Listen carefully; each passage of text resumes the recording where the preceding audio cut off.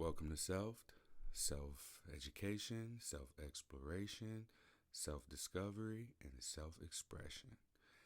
Really need to get better at that. I believe this is episode 11 here.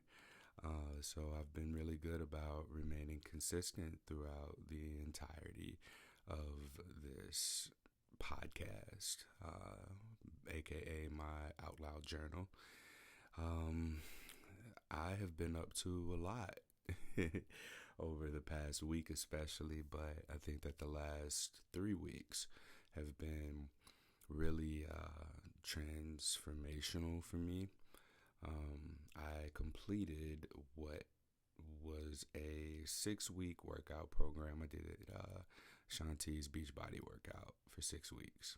It was just 20 minutes a day, but I did it.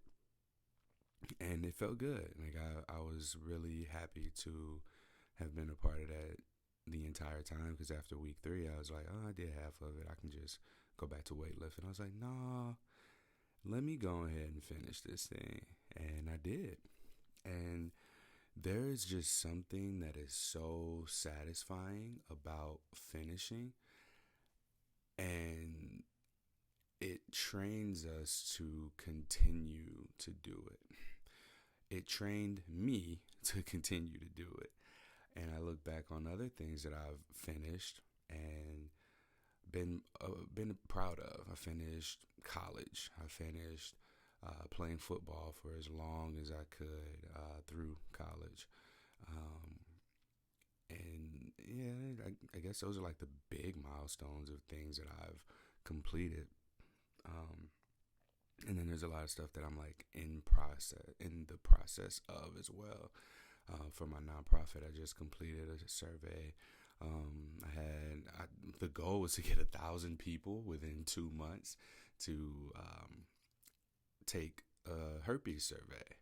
So just there's not a lot of information out there about it. So I tapped into my network and got 1,000 plus people who are living with herpes to take this survey, so that we can get more information out there, more accurate and more reflective of where we are today for people who are living with it. So I was really proud of myself for that. I also had a friend breakup over the last week, and this came as a surprise when I think about how it happened. So it was just like, I don't want to say it was unexpected. It was unexpected to have happened that way. So I was out of town. I went to California, San Diego, and just hit up a friend because I hadn't seen him in a while. And I'd been trying to meet up with him when I was coming into town, for a few months now. And something was just off about the information, or about the communication. It just had been delayed, or it would be choppy, or it'd be like the context of communication tended to revolve around,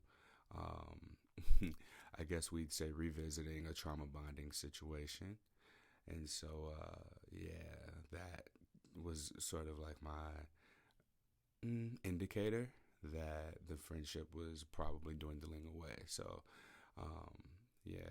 that was a weird situation, especially because it happened all over text, instead of happening in person. And I'm not gonna do the phone call thing if I'm like here and like, all right, let's get together. If you don't want to get together, then we really ain't got nothing to talk about. The decisions made. So that was a little bit tough for me, but thinking about it, in hindsight, it's just like, all right, well, people do outgrow each other. And if someone makes a decision that you're no longer a fit for their lives, who am I to fight that? Especially if you've already gone through the process of making your mind up, there's no negotiating at that point. So it's best to walk away. In addition to a friend breakup, I had a breakup. I just had all kinds of breakups. I go to California and just have this whole process of just letting go, don't I? My partner and I have consistently exercised a very healthy relationship.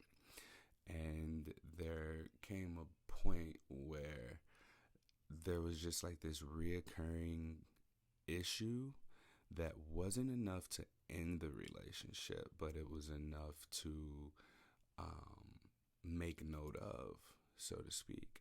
So when you think about how you can let a red flag go, the way that that red flag continues to show itself or show up and manifest um, can be through an unconscious behavior.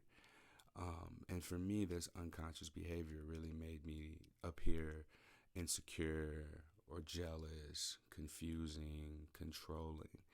Um, and mind you, it was an open relationship. Um, so navigating that, I've always dated people who were in open relationships. Let me not say always. I have a history of dating people who have been in open relationships. So to me, I know what that looks like. I know that communication, transparent communication, and boundaries are important. And what I found myself doing in my relationship is pushing really hard for someone who is new to boundaries or does not have boundaries to have some for themselves. And it's one thing to be encouraging and supportive to someone, who is having boundaries, but it's another thing to push them onto them. And I think that that was kind of what I caught myself doing, and the way that I was doing that was making an effort to be controlling in her other relationships. And it was just like, here's what I need from you. I need you to need something from you and from me. And, depending on your perspective, perhaps that can come off as healthy, loving, caring. But on the other end of the spectrum, it could come off as controlling, jealous, perhaps confusing, and insecure. And so, time passes, and while I was in San Diego, I really didn't have my computer wasn't working. The Wi-Fi wasn't all that strong, so I had a lot of just me time to just be with my thoughts, and without all of the background noise of computer clicking and scrolling on social media, I was able to hear this gentle whisper in my conscious, and what that whisper was saying to me wasn't completely clear until I had therapy that on the Saturday that I was there. And so when I had therapy, I talked to my therapist about the feeling that I was having, this reoccurring feeling of something. I could not put words to it. But he's asking me questions, and they all revolved around various insecurities that could be. So the possibilities of insecurities. So as we are talking, one of the things that I say is that I have there's just like this disconnect within me. Like there's some inner chaos that I believe is being projected onto my then partner, and my then partner's friendships, relationships with other people. And once we got to the bottom of that, it was just a matter of me having this inner conflict with my identity. And events recently, up to that point, made me realize like the importance of me being celebrated by my partner. I do a lot. I'm a personal trainer, a group trainer. I like to call myself a movement enthusiast.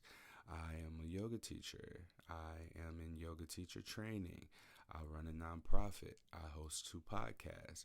This nonprofit gets mental health services to people who are living with herpes. That in itself is a very taboo, stigmatizing type of thing to be doing.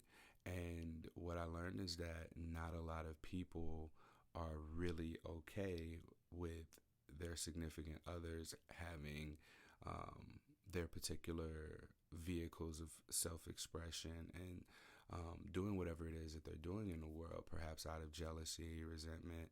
But more than anything, I've learned like it's important to me because a lot of strangers, complete strangers, people I've never met, people I'll never meet, celebrate me in that way. Like, can't wait to tell their family and friends about this awesome resource that's out there, regardless of how taboo herpes is, or how taboo it is to talk about sex or sexual health in general, or even mental health, you know? And for me to see, that I'm receiving all of this celebration everywhere, but in my relationship, I recognize that that's really big deal to me. It's important for me to feel not only supported, not only challenged, but also celebrated in my relationships. And if it almost felt like, why am I not dating this stranger?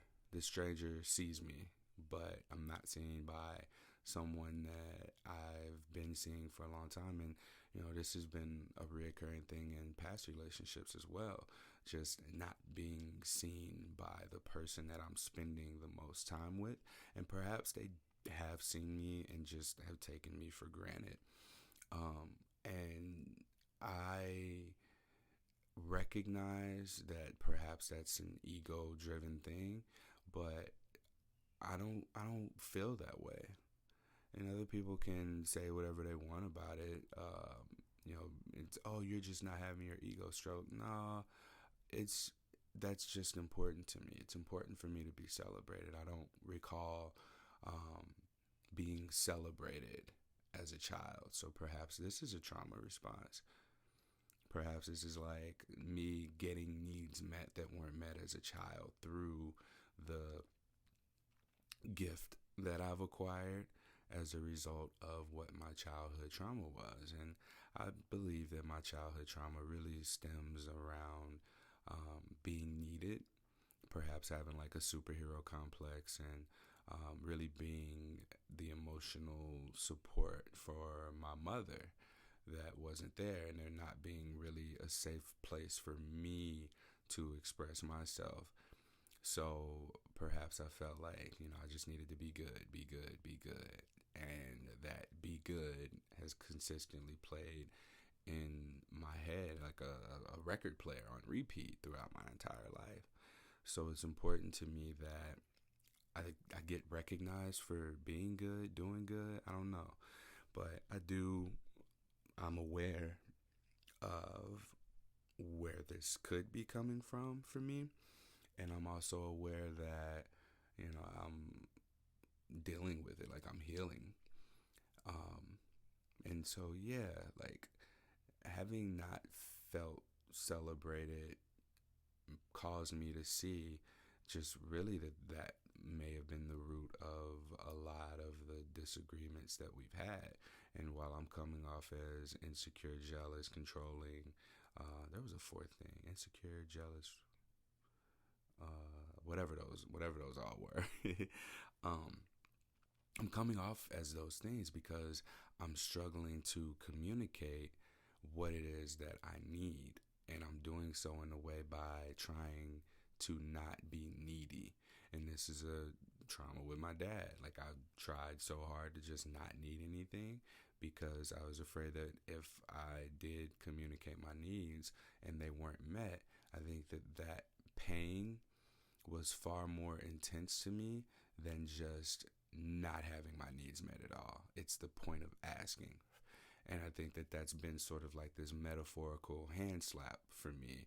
Like, I'll reach for, and then bam, I get slapped on the hand. Nope, you better not ask for that. Don't ask for that thing. And so what I've learned is to, rather than asking permission or asking for someone to do something for me, I will go through the process of going out of my way to be able to bypass whoever is in the way and get what it is that I need directly. And if you combine those two things, what that looks like is I'm trying to ask for what I need. And the way that it's coming out is not the way that the person is receiving it. What I'm saying is not what the other person is hearing. And I recognize as well that given the fact that my childhood wasn't very loving and emotion full, if that's a word. It was very like fear was probably the most primary emotion, um, anger, even, maybe even resentment.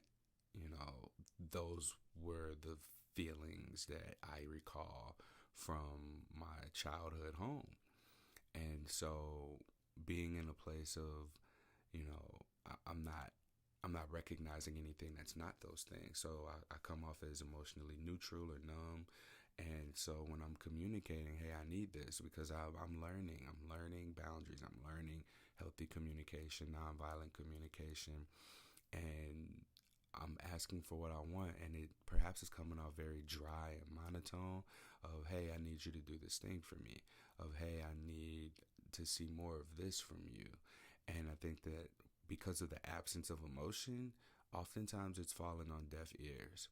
So as I'm communicating something that's super, super, super important to me, the other person or other people that I'm communicating to, they aren't able to connect with the undercurrent of what I'm saying.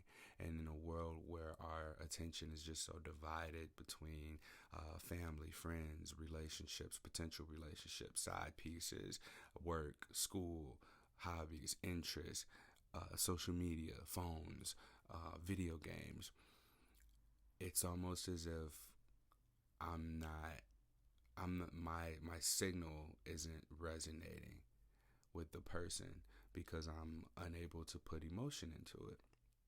And the only emotion that I have historically really connected with have been more intense negative emotions.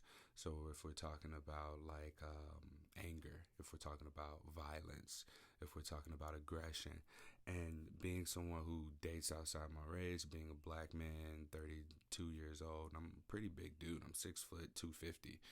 Um, that is something that I have to keep in mind when I'm communicating with women, when I'm communicating with white women who, regardless of me being in a relationship with, you know, outside looking in, if I communicate emotion, if I yell, if my hands are like moving around and as I'm talking, if my body language is unfamiliar to a bystander, that could be the end of my life. And I have to take that into consideration. So when I'm not communicating to someone with passion directly and in person, and that's probably where I need to be communicating it, it's almost like it's not being heard. And that's been the story of my life. Like I have these expressions of needs and they just go unnoticed or dismissed or just unheard because of my absence of emotion, and then those needs aren't met. And just to give some examples of, you know, me getting intense or seeing it, my mom's a perfect example. I would ask my dad for things, and my dad would be like, all right, all right, all right, all right. And with no sense of urgency, those things that I asked for wouldn't get done. My mom would ask me, hey, did you ask your dad this? And I'd be like, yeah, what'd he say? And I'd be like, he said he was going to do it, he just didn't do it. I remember my mom would get on that phone and she would go off on my dad, yelling, cussing, this boy need blah, blah, blah, blah, blah. Lo and behold, stuff got done. And I never wanted to do that. I never wanted to be that person, but it just seems like that's when actions take. And when I get mad, that's when things happen. That's when behaviors change. That's when needs get met. And so my anger has been something that throughout relationships I repress. And I remember I blew up on my dad one day, and it was just a combination of things. What was I, 17 or 18 years old? And it was just like the combination of not having needs met, not having needs met, not having needs met. And then bam, I went the fuck off and I left.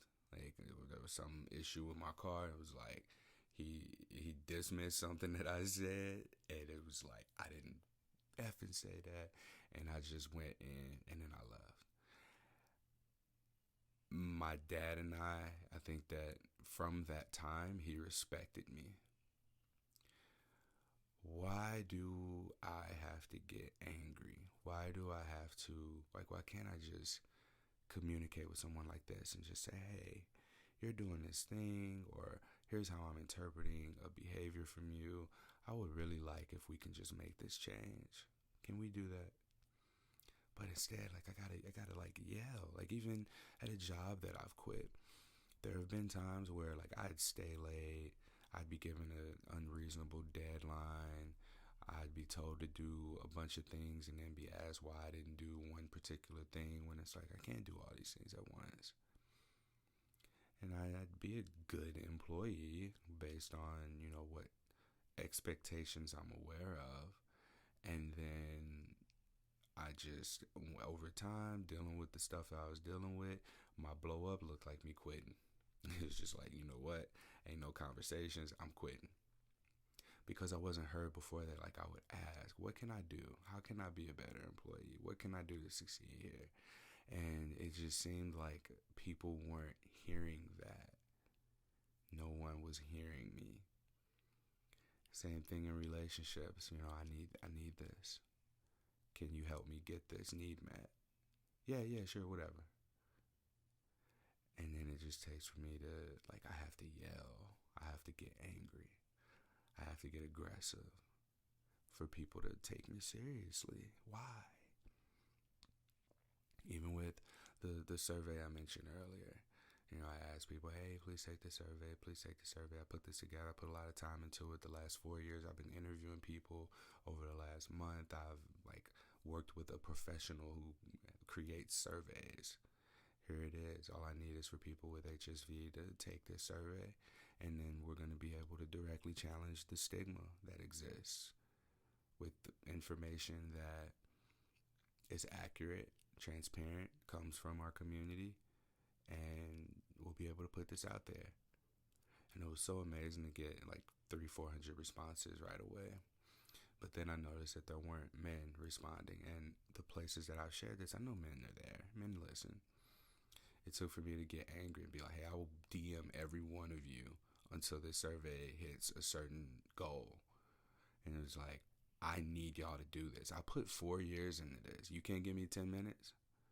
And, I see the people who complain on a regular basis. Like, there's 1,000 people who complain, and I can't hit 1,000 people. Come on. And so, like, that was heard, but not, hey, people with HSV, can you take this survey? So, like, where's the balance? Because, like, it's risking my life to get emotional. And I can't be in a relationship where I have to, like, yell, or I have to get impulsive and break up in order for me to have my needs met. Like, hey, I absolutely need you to do this thing. Isn't good enough. But if I raise my voice, if I name call, if I tap into my mother, if I tap into that aggression and anger and violence, like fear, like, is that my fucking power? Like, if I scare people, was it that I say I will DM you? Like, oh my God, if he DMs me, then, Facebook is going to be able to recognize that this dude with herpes is DMing me and it's about herpes. And so I'm going to have to block him or deactivate my Facebook altogether. Like, these are things that people are scared of. Why? In relationships, like, I have to actually break up with people before they start to actually get it. Or the relationship needs to be threatened. And even if it's threatened, like, I haven't been taken seriously when the threat of loss has come. And I'm not the kind of person who threatens walking out of a relationship. Like, hey, if we don't do this, it's over. Or giving ultimatums. I don't want to do that. I don't want to be that person. That's abusive language. It's aggressive. It's angry. It's unnecessary. Like, I'm a grown ass man. We grown. Why do I need to be that way? I don't. And I'm not going to. So I'm not going to have relationships, partnerships, friendships where I have to be an abusive person, where I have to get angry directly with the person for something to get done. Now, when it comes to my nonprofit, I'm like an overprotective parent. When it comes to something positive for positive people, that's what I am. Like, That's my baby. And while I was in my relationship and probably even some friendships, my identity as a good parent was conflicted or challenged. And if that's, who I am, like, that's an extension of me. I'm Courtney Warren Brain, born November 10th, 1988. All these aspects of my identity, I value evolution, peace, liberation. If you want to be friends with me, I need transparency, consistency, maturity, and reciprocity. Like, I know myself. I know these things about myself. I'm not violent and aggressive. I can tap into that. But I do that for my baby. I do that strategically because, the whole thing is suicide prevention.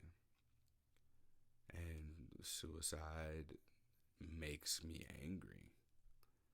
So I have no problem channeling that anger into a cause, into my purpose, into doing what we call in yoga our dharma, our purpose. Wow, look at me exercising what I'm learning. I'm thinking I don't even know the words, right?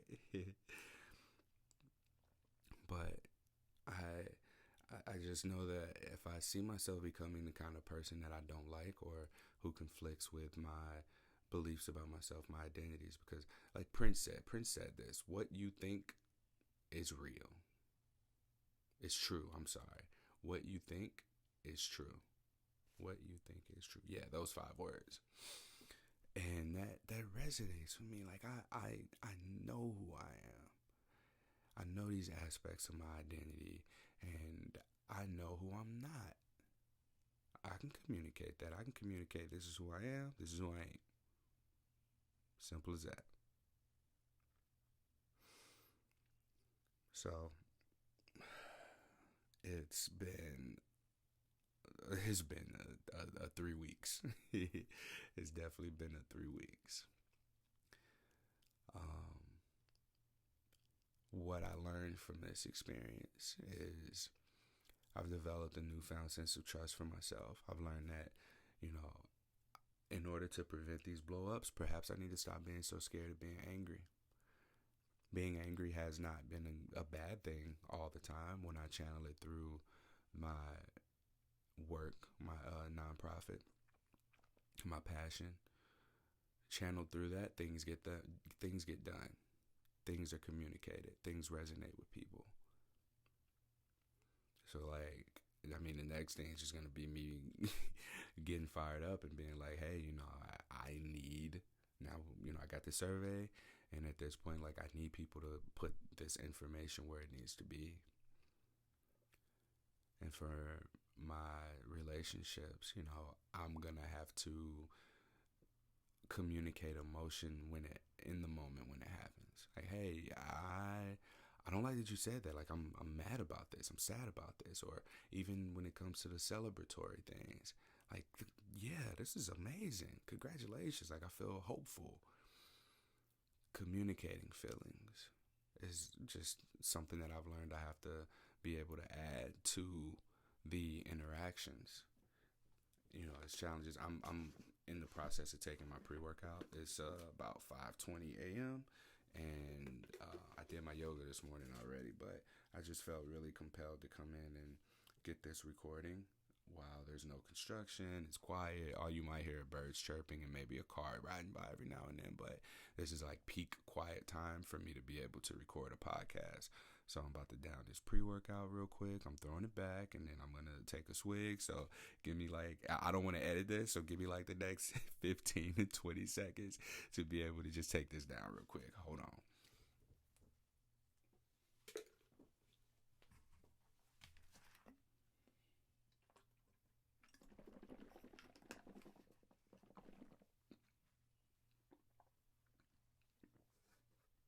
All right, at some point I'm going to need to drink some more water. But I getting mad for me is scary. I don't know what could happen. I know what could happen. I don't know what's gonna happen. I don't know how long I'll be mad. I don't know if I can turn it off. And getting mad historically has had long term consequences for me. Um, Getting mad at my dad, for instance. Like, I was mad at him for a minute. I got mad at my mom. There was a point where me and my mom didn't talk for 3 months because I got mad at her for criticizing me for dating white women. Uh, I got mad at my granddad. I remember, like, with church, like going to church, going to church, going to church, and he had gotten me into all this stuff to where my whole Sunday was gone from 8 o'clock to 8 o'clock. As a 13, 14, 15-year-old kid, like, that's my time. Like, I wanted to go to church thinking it was like 8 to 11. It went from 8 to 11 to 8 to 8. And I remember I got into it with my granddad about that because I couldn't communicate, or I was too afraid of communicating emotions when it first came up. And like, now that I'm saying all this out loud, I see it everywhere. You know, the first time I had an issue with my partner, and it's been a year. It was a year at the point in which I started going through the process of ending the relationship as it was. Because I'm honestly, man, I'm ready to, like, where's my person? Who we doing this thing with? Who gets me? Who sees me? Who understands me? You know, like that. These are the kinds of questions that I'm finding myself asking now, and I'm recognizing real quickly, you know, who's not my person. Will I recognize who my person is? And I have a history of being attracted to a particular type of character trait, and I think that it's been my mom. You know, who's the most emotionally unavailable, who's the most emotionally dumping onto me. You know, I'm used to being that person that people can come to and just dump their shit on because I'm seemingly unaffected by it. So, like, maybe my person is the most intense emotional dumper, but then they're not reciprocating like my needs, so that kind of conflicts with one another. But like, who can really handle me and my intensity when I blow up, or who can encourage me like, hey, you don't have to hold that stuff in. I remember this is the wildest thing, and then I gotta go. But I remember one of the first people that I had sex with post like nope, that's not accurate. Someone I had sex with when 4 years, 5 years, probably 5 years ago. I remember her name was Chelsea. Chelsea, if you find this, like, hit me up. I miss you. I just want to say hi. Um, she said to me, we were having sex, and we got done having sex. When I got done having sex, I mean, I got off and like I was ready for round two, but didn't want to be like aggressive, of course.